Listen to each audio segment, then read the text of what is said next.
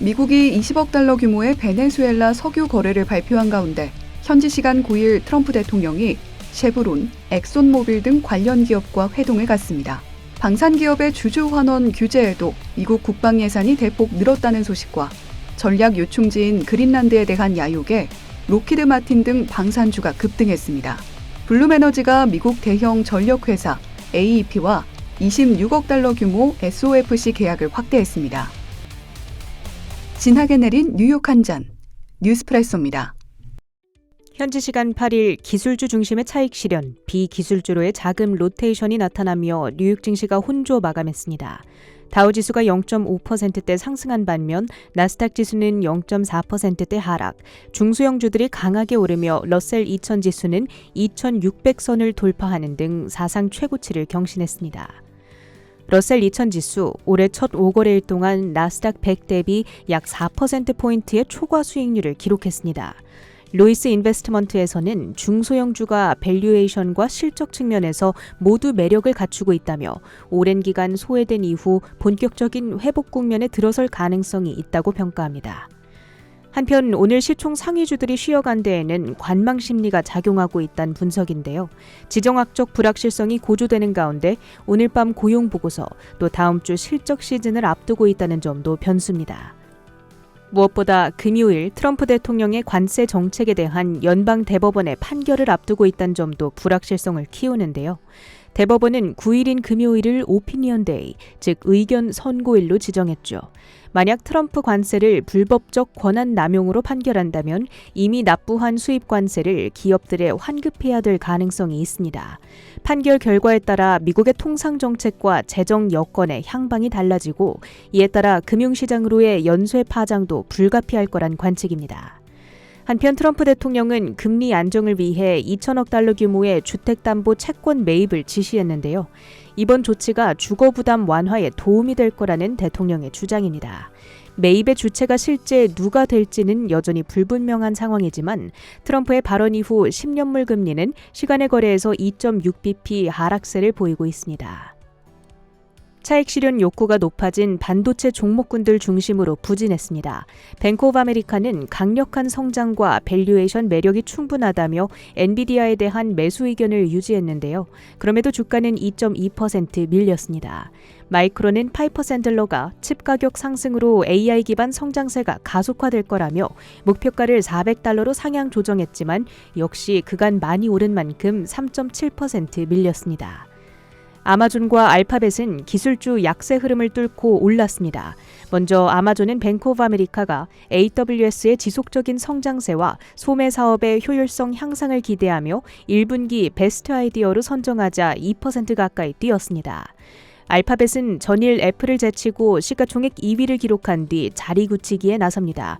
오늘 지메일의 신규 제미나이 AI 기능을 접목한다는 발표를 전하자 1%대 상승하며 역사적 신고가를 기록했습니다. 방산주들이 시장 대비 두드러진 강세를 보였습니다. 트럼프 대통령이 내년도 국방 예산을 50% 증액한 1조 5천억 달러 수준으로 책정하겠다 밝힌 영향이죠. 대형주 로키드 마틴과 중소형주 크라토스 디펜스가 각각 4%, 13% 특히 강했습니다. 물론 의회의 승인을 받아야 한다는 문턱이 남아 있습니다. 자동차주들도 강했는데요. 사실 테슬라의 경우 골드만삭스가 FSD, 로보틱스 분야를 긍정적으로 평가하면서도 기대만큼 이익을 견인하지 못할 거라며 중립 의견을 발표했음에도 불구하고 최근 하락에 따른 반발 매수세가 유입되며 1% 올랐습니다. 또 새로운 보급형 전기차 플랫폼을 통해 EV 경쟁력을 강화한 포드가 4.8%, GM은 파이퍼 샌들러가 강한 수익 창출 능력을 들며 목표가를 상향 조정하자 3.9% 뛰었습니다. 주요 테마 가운데에서는 로봇주들의 시세가 양호했습니다. 전일 CES의 수혜주로서 이 시간 조명드렸던 서블 로보틱스가 10%대, 그 밖에도 리츠테크 로보틱스가 두 자릿수 상승률을 보였습니다. 주요 헤드라인도 살펴보시죠. 도널드 트럼프 미국 대통령의 야심이 베네수엘라를 넘어 그린란드까지 번지고 있습니다. 미국 정부는 최근 점령까지 위협하며 덴마크령 그린란드를 탐내고 있는데요. 트럼프 대통령은 최근 제프 랜드리 루이지애나 주지사를 그린란드 특사로 임명했습니다. 이는 1803년 루이지애나 메이베 신화를 그린란드에서 다시 재현하겠다는 상징적 조치로 해석되죠. 랜드리 주지사는 트럼프 대통령에 먼저 전화를 걸어 그린란드 문제를 논의했다고 전해지고요. 현재 덴마크와 영국 등 나토 회원국을 중심으로 한 유럽 동맹국들의 반발이 거세자 그린란드 주민 약 5만 7천여 명에 1인당 최소 $10,000에서 우리 돈 1억 3천만 원에 해당하는 최대 10만 달러를 지급하는 보상안을 제시한 인물입니다. 미국의 의지는 강력한데요. 어제는 그린란드 확보를 위해선 군사적 수단도 배제하지 않는다는 입장을 드러내기도 했죠. 베네수엘라를 공습한 이면에 원유가 있었듯 그린란드에 드러내는 야욕은 미국의 두 가지 의미가 있습니다. 히토류 패권과 안보 거점 확보죠. 그린란드는 본격 상업 생산은 없지만 네오디뮴 등 세계 최대 규모 히토류 잠재 매장지 중 하나인데요. 그린란드 남부에서 핵심 광물을 채굴하는 캐나다 업체 아마로크의 CEO는 CNBC와 인터뷰에서 미국 정부가 그린란드 필수 광물 개발 투자를 검토하고 있고 현재 구체적 협상을 진행 중이라고 밝혔습니다. 논의된 내용으로는 생산된 자원을 미국이 우선 확보하는 오프테이크 방식과 인프라 지원이 포함된 걸로 알려졌고요. 한편으로는 그린란드가 북미와 유럽 사이 최단 경로에 위치해 있어 러시아로부터의 미사일 방어, 위성 통신에 있어 대체 불가능한 가치를 내포하고 있기도 합니다. 시장의 관점으로 보면 그린란드 이슈가 부상될 때 히토류, 방산, 위성 통신, 나아가 전통적인 인프라 기업들의 주가를 자극할 수 있다는 겁니다. 다만 간밤 MP 머티리얼즈, 리튬 아메리카스 등 주가는 하락했고 적외도 위성통신 관련 종목 가운데에선 이리디움 커뮤니케이션즈, AST 스페이스 모바일이 상승했습니다. 한편 베네수엘라 원유 개발 관련해서는 트럼프 대통령이 현지 시간 9일 백악관에서 셰브론, 엑손모빌 등 에너지 기업 CEO들과 직접 만날 예정이라고 하고요. 마크 루비오 국무장관은 다음 주 덴마크 정부 인사들을 만나 그린란드 문제를 논의할 예정입니다. 그 밖에도 미 상원에선 2023년 만료된 국가 양자 이니셔티브를 5년간 재승인하는 법안을 발의한다고 하는데 엔비디아, 알파벳, 마이크로소프트, IBM 등 주요 기업들이 이 법안에 즉각 환영의 뜻을 밝혔고요. 법안은 향후 5년 동안 미국 표준기술연구소에 매년 8,500만 달러를 투입하는 등 총 수십억 달러 규모 연구비를 보장할 예정입니다. 양자 컴퓨팅 관련 종목은 아이온큐가 1.4%, 리게팅 컴퓨팅이 강보합 마감했습니다. 블룸에너지의 핵심 기술인 고체 산화물 연료전지 SOFC는 AI 데이터 센터 전력난의 구원투수가 될 수 있을까? 이를 긍정할 수 있을 만한 대규모 계약이 미국의 대형 전력그룹인 AEP와 블룸에너지 사이에서 나왔습니다. 무려 26억 5천만 달러 금액의 규모이자 20년 장기 계약입니다. 이번 협력의 최종 목표는 블룸에너지가 보유한 SOFC 연료전지로 1기가와트의 전력을 생산하는 건데요.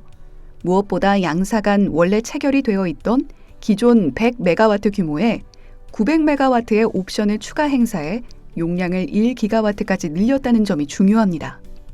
AI의 확장을 위해 필수로 전제가 되어야 하는 전력 에너지 확보를 위해 SOFC 역시 확실한 포지션을 차지하고 있다는 걸 증명하는 셈이죠. 블룸에너지의 SOFC 기술은 연료를 태워 터빈을 돌려 전기를 만드는 가스터빈과 같은 일반적인 발전기와는 달리 전기화학 반응을 이용해 연소 과정이 없는 고효율, 청정에너지 발전입니다.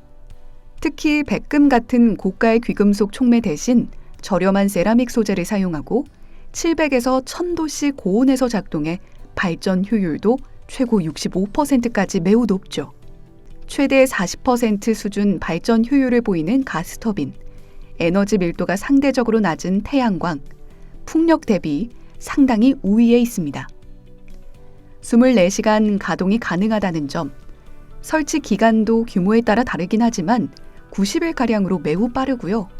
연료 역시 천연가스나 수소 등을 혼용해 유연성이 높습니다. 발전 과정에서 발생하는 고온의 열을 포집해 데이터 센터 냉각에 재활용할 수 있다는 점도 SOFC의 효율을 높이는 데 한몫을 합니다. 물론 고효율임에도 초기 설치 비용이 다른 가스 발전기보다 높고요. 고온에서 작동하는 만큼 세라믹판 마모 때문에 5년에서 10년 주기로 교체가 필요해 유지 보수 비용이 발생한다는 점, 천연가스 연료를 사용한다면 완전한 청정 에너지로 보기는 어렵다는 점도 장기적 관점에선 일부 리스크가 될 수 있고요. 단기적으로 블룸에너지의 생산 용량이 넘치는 수요를 즉각 이행하지 못해 실적 반영이 지연될 수 있다는 점은 투자의 관점에서 리스크가 될 수 있습니다. 하지만 이번 계약에는 신용 등급이 높은 제3자 고객에 장기 판매한다는 내용이 포함됐기 때문에 새로운 가동시설은 20년의 장기 수익성을 보장하게 되고요. 고객들이 해당 시설과 계약을 맺으려면 특정한 조건을 충족해야 하지만 AEP사는 올 상반기까지 계약 조건을 모두 충족할 수 있을 걸로 전망하고 있습니다. 블룸에너지는 이 소식에 12% 넘는 급등세를 보였고요. 가스터빈의 대표주자 GE 버노바는 5% 하락했습니다. 인공지능과 로봇 그리고 첨단 무기 체계까지 우리 미래를 이끌 기술들의 공통점이 뭘까요? 바로 엄청난 양의 구리가 필요하다는 겁니다. S&P 글로벌이 낸 AI 시대 구리 보고서를 보면 최근 급등했던 구리 가격의 흐름을 납득하는 걸 넘어 구리를 확보하는 게 AI 패권 확보의 핵심일 수 있겠다는 위기감까지 듭니다. S&P 글로벌은 2025년 약 2,800만 톤 수준의 전 세계 구리 수요가 2040년에는 연간 4,200만 톤으로 50% 급증할 걸로 내다보는데요. 우선 AI 데이터 센터 전력망과 냉각 시스템 구축만 해도 막대한 구리가 투입되고 탄약부터 미사일, 군용 전력망에도 역시 구리 수요가 비탄력적으로 늘고 있다고 분석했습니다. 또한 피지컬 AI의 중심이라고 할 수 있는 휴머노이드 로봇의 경우 2040년 10억 대 로봇이 보급된다고 가정하면 로봇 제작에만 연간 160만 톤의 구리가 추가로 필요하다고 하는데요. 모든 경제 이슈의 근간은 수요와 공급의 문제. S&P 글로벌은 현재의 광산 개발 속도로는 2040년 전체 수요의 약 25%에 달하는 연간 1,000만 톤 이상의 공급 부족이 발생할 걸로 경고하고요. 당장 공급을 늘리기도 어려운 것이 기존 광산은 노후화됐고 신규 광산 개발은 막대한 시간을 둘째치고 까다로운 환경 규제를 넘어서야 합니다. 이러한 공급 부족의 해결책으로 S&P 글로벌은 부족한 대안이 남아 구리 재활용을 꼽았는데요. 구리 재활용을 현재보다 2배 이상 늘려 1,000만 톤 수준으로 끌어올려야 한다고 제안합니다. 다만 이것만으로는 부족해 결국 대규모 신규 광산 개발, 알루미늄 등 대체 소재 개발이나 효율적인 회로 설계 기술이 반도체, 장비업계의 핵심 경쟁력이 될 것으로 전망하고 있죠. 간밤 구리 선물 가격은 강보합 수준을 보였음에도 대표적 구리 관련주인 프리포트 맥모라는 2.3% 하락 마감했고요. 구리 채굴 기업들을 모아둔 ETF, COPX는 0.4% 하락, 대표적 구리 인덱스인 CPER은 0.6% 하락했는데 장기적인 가격 상승과 공급 부족 이야기가 끊이지 않는 만큼 관련 종목과 ETF도 주목해 보실 필요가 있겠습니다. WTI 원유 선물이 3.2% 오른 57.76달러에 거래를 마쳤습니다. 달러당 원화 환율은 야간 시장에서 1,451원대, 금 선물은 4,460달러 선에서 거래됐습니다. 뉴욕 한 잔 뉴스프레소였습니다.